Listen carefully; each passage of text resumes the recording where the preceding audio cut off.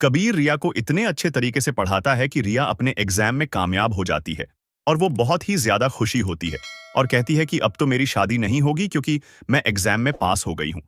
तो इस पर वो कबीर को एक ट्रीट देती है और कहती है कि तुम इतने बजे एक रेस्टोरेंट में आ जाना, और दोनों रेस्टोरेंट में आ जाते हैं और अपनी मोहब्बत की बातें कर रहे होते हैं।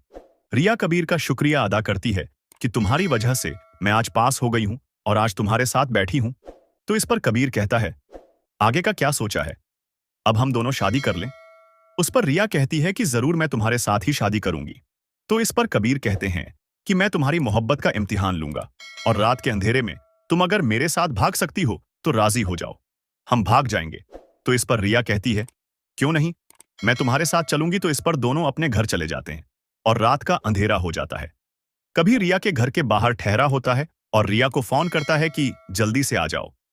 रिया अपना बिस्तर बांधकर आ जाती है और कबीर के साथ गाड़ी में बैठकर चले जाते हैं और अपने कमरे में एक खाद छोड़ जाती है।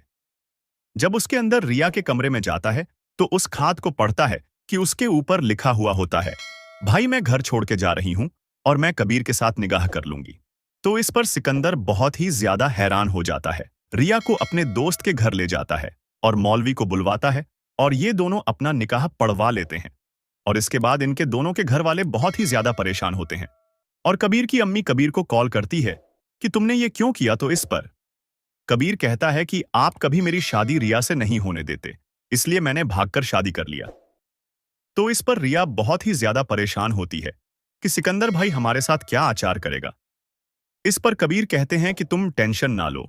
तो इसके बाद सिकंदर इनका पीछा करते करते इन दोनों को ढूंढ लेता है और उसके बाद दोनों को घर ले आते हैं और कबीर की अम्मी के पास ले जाते हैं और कहता है कि अब इन्होंने निकाह तो कर लिया है, हम अपनी दुश्मनी खत्म कर लेते हैं और हम पहले की तरह एक ही साथ रहना शुरू कर देते हैं। तो इस पर रिया बहुत ही ज्यादा खुश हो जाती है और इनका मलीमा होता है। कबीर स्टेज पर बैठा होता है और सब, रिया भी आ जाती है दुल्हन बनकर, लेकिन सब खुश होते हैं, सारे खुश होते हैं, लेकिन असमा खुश नहीं होती क्योंकि उसे वजन नहीं मिला। और वाजिद का सच भी सबके सामने आ जाता है इस शादी पर, क्योंकि जब कबीर वाजिद को देखता है ऐनक के बगैर तो वो पहचान लेता है कि ये तो वही है जिसने मेरे ऊपर हमला करवाया था। और कबीर उसे वहीं मारता है और पुलिस को कॉल करता है कि जल्दी से इसे ले जाओ। और शादी के दौरान ही वाजिद को पुलिस ले जाती है और उसके बाद कबीर अपने घर जाता है और रिया के कमरे में जाता है। रिया बैठी होती है और उसे मुंह दिखाई का गिफ्ट देता है। शादी का गिफ्ट देखकर रिया बहुत ही ज्यादा खुश हो जाती है और कहती है कि ये तो बहुत ही ज्यादा कीमती है। तो इस पर कबीर कहता है, ये मेरी मोहब्बत के सामने कुछ भी नहीं है, इसके अलावा मैं तुम्हें और भी गिफ्ट देता हूं।